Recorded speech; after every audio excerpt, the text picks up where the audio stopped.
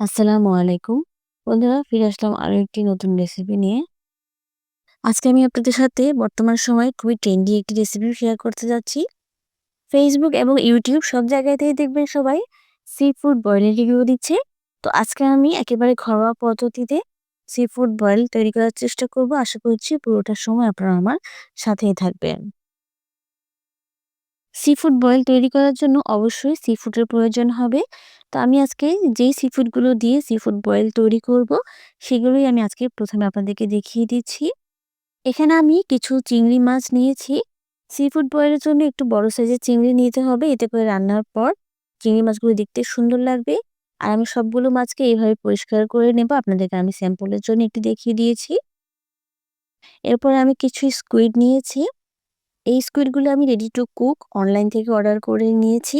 এরপরে আমাদের লাগছে ক্র্যাব। আমি এখানে কিছু ক্র্যাব নিয়েছি। আমি ক্র্যাবগুলো কিন্তু একই অনলাইন পেজ থেকে অর্ডার করেছি।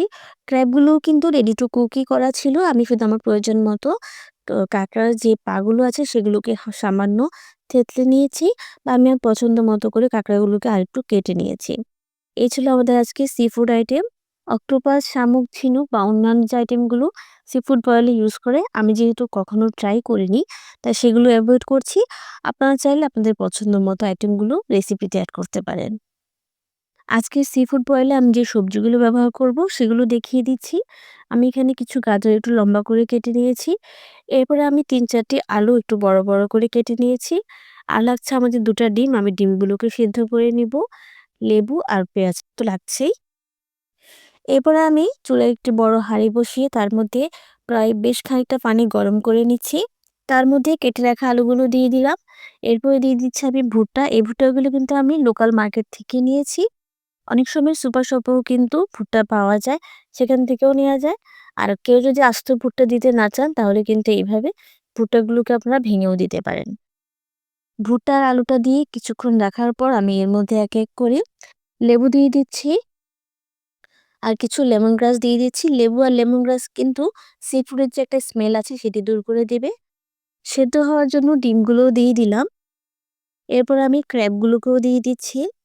এখানে আমি দেখিয়ে দিচ্ছি, দেখুন আমি কাঁকড়ার পাগুলোকে হালকা থেতো করে নিয়েছি। এতে করে মসলাটা ঢুকবে। এরপর আমি স্কুইডগুলোকেও দিয়ে দিচ্ছি। সবকিছু দেওয়া হয়ে গেলে এবার একটু নেড়ে মিশিয়ে নিব। একটু বেশি সময় ধরেই কিন্তু সবকিছুকে ভালোভাবে সেদ্ধ করে নিতে হবে। ক্র্যাব আর স্কুইডটা কিন্তু গরম পানিতে দেওয়ার পর দেখুন একেবারে ধপধপে সাদা হয়ে গেছে আর ক্র্যাবের কালারটাও খুব লোভনীয় হয়ে গেছে। ১৫ থেকে ২০ মিনিট ধরে সিদ্ধ করার পর দেখুন আলুগুলো কিন্তু একেবারে সেদ্ধ হয়ে গেছে। এবার আমি আলুগুলোকে এক এক করে তুলে নিব। ডিমগুলোও সেদ্ধ হয়ে গেছে। আমি ডিমগুলোকেও তুলে নিচ্ছি। এরপরে বাকি যে উপকরণগুলো ছিল সেগুলোকেও আরো ১৫ থেকে ২০ মিনিট সিদ্ধ করে নিব। আবারও ফিরে আসলাম ১৫ মিনিট পর। টোটাল ৩০ থেকে ৪০ মিনিট ধরে আমি সবকিছুকে ভালোভাবে সিদ্ধ করে নিয়েছি। এখন আমি এগুলোকে চুলা থেকে নামিয়ে পানি ঝরিয়ে ঠান্ডা করে নেব। এরপরে আমাদের যে উপকরণগুলো লাগছে সেগুলো আমি আপনাদেরকে দেখিয়ে দিচ্ছি। তো এখানে আমি কিছু সসেস নিয়েছি। সসেসটা আপনারা আপনাদের পছন্দ মতো নিতে পারেন। এরপরে লাগছে থাই স্যুপ। আমি এখানে ম্যাগি ব্র্যান্ডের থাই স্যুপের প্যাকেট নিয়েছি। আপনারা চাইলে এখানে নর বা অন্য যেকোনো ব্র্যান্ডের থাই স্যুপ নিতে পারেন। অথবা থাই স্যুপের পরিবর্তে আপনারা চাইলে এখানে চিকেন স্টকটা ব্যবহার করতে পারেন। আমি যেহেতু স্যুপটা ব্যবহার করছি তাই স্টকটা এখানে ব্যবহার করছি না। সি-ফুড বয়েল রান্না করার জন্য কিন্তু অবশ্যই বাটার ইউজ করতে হয়। তো আমি এখানে একটি বাটার নিয়েছি। তো এখন আমি সি-ফুড বয়েলে যে সসটা ব্যবহার করব সেটি তৈরি করে নিব। প্রথমেই আমি একটু বেশি পরিমাণে টমেটো সস দিয়ে দিচ্ছি। এই রেসিপি তৈরি করতে অনেক উপকরণের পাশাপাশি কিন্তু অনেক ধরনের সসের প্রয়োজন হয়। মোটামুটি আমাদের সবার বাসাতেই যে ধরনের সসগুলো থাকে সেগুলো ব্যবহার করলেই কিন্তু আপনারা সি-ফুড বয়েলটা তৈরি করতে পারেন। তো এর ফাঁকে আমি ডার্ক সয়া সস পরিমাণ মতো দিয়ে দিচ্ছি। আপনারা চাইলে এখানে লাইট সয়া সসটাও দিতে পারেন। এরপরে আমি বারবিকিউ সসটাও দিয়ে দিচ্ছি। আমি এখানে কোনো সসেরই পরিমাণ বলছি না। আপনারা আপনাদের আন্দাজ মতো দিতে পারেন। এরপরে আমি দিয়ে দিচ্ছি হট টমেটো সস। এখন এই সসের মধ্যে আমি যে থাই স্যুপটা দেখিয়েছিলাম সেটি দিয়ে দিচ্ছি। সসের সাথে স্যুপটাকে ভালোভাবে মিশিয়ে নিব। সসটাকে জাস্ট লিকুইড করার জন্য আমি পানি দিয়ে সবকিছুকে ভালোভাবে মিশিয়ে নিচ্ছি। এখন এই সসেসটাকেও রান্নার জন্য ছোট, ছোট টুকরো করে কেটে নিব। সসেসগুলোকে আমি আমার পছন্দ মতো শেপে কেটে নিয়েছি। বাজারে অনেক ধরনের সসেস কিনতে পাওয়া যায়। এছাড়াও আপনারা হোমমেড সসেসও ব্যবহার করতে পারেন। আমি অনেক সিফুড বয়েল রেসিপিতে মাশরুম ব্যবহার করতে দেখেছি। তবে আজকে আমি মাশরুমটা ব্যবহার করছি না। আর এমন না যে আপনাকে এটা ব্যবহার করতেই হবে এরকম কোনো কিছু না। আপনাদের হাতের কাছে আছে এই ধরনের উপকরণ দিয়েও আপনারা সিফুড বয়েলটা তৈরি করতে পারেন।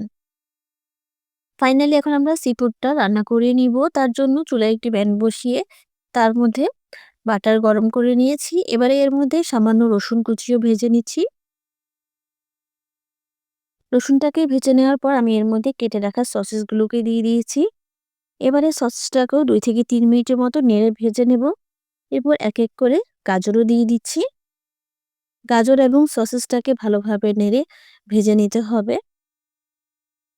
সসেস ও গাজরটাকে ভেজে নেওয়া হয়ে গেলে আমি এর মধ্যে কিছু পেঁয়াজ দিয়ে দিচ্ছি।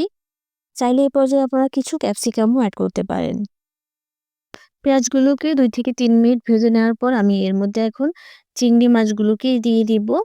চিংড়ি মাছগুলোকে শুরুতেই আমি সি-ফুডগুলোকে যখন বয়েল করেছিলাম চাইলে তখনই একসাথে বয়েল করে নিতে পারতাম। কিন্তু চিংড়ি মাছ যেহেতু রান্না হতে কম সময় লাগে আর মাছটাকে বয়েল করা হলে এটি খেতে একটু রাবারি হয়ে যেত। সেজন্য আমি বাটারের মধ্যে চিংড়িগুলোকে একসাথে ভেজে নিচ্ছি। 2 থেকে 3 মিনিট চিংড়িগুলোকেও একই রকমভাবে ভেজে নিয়েছি। এখন এর মধ্যে ১ম এ যে স্কুইড এবং কাঁকড়াগুলো সেদ্ধ করে রেখেছিলাম সেগুলো দিয়ে দিয়েছি। স্কুইড এবং কাঁকড়া সেদ্ধ করার পর দেখুন কি চমৎকার কালার এসেছে। আর দিয়ে দিচ্ছি সেদ্ধ করা ডিম, খোসা ছাড়া সেদ্ধ করা আলু এবং সবশেষে সেদ্ধ করা ভুট্টাগুলোও দিয়ে দিচ্ছি।